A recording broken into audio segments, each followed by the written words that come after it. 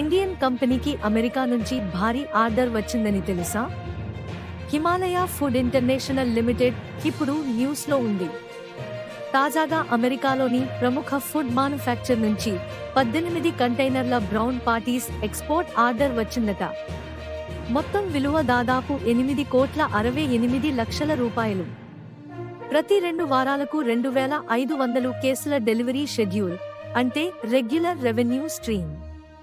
America, China, Vietnam వంటి దేశాల మీద టారిఫ్ పెంచడంతో ఇండియాకి డిమాండ్ పెరుగుతోంది. హిమాలయ ఫుడ్ ఇదే అవకాశాన్ని క్యాష్ చేస్తోంది.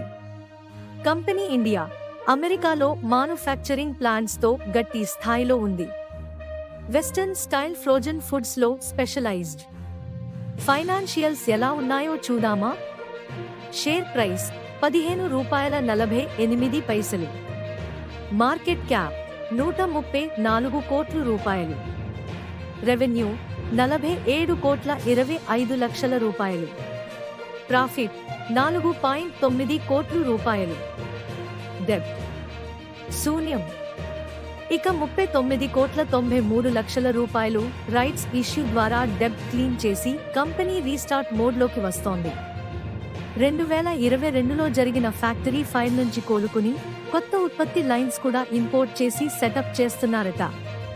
కానీ జాగ్రత్తలు కూడా అవసరమే. High PE ratio 39.69. Profit volatility, share delusion ప్రమాదం, గ్లోబల్ మార్కెట్ రిస్క్స్. కానీ మొత్తానికి చెప్పాలంటే ఇది రిస్క్ ప్లస్ రివార్డ్ గేమ్.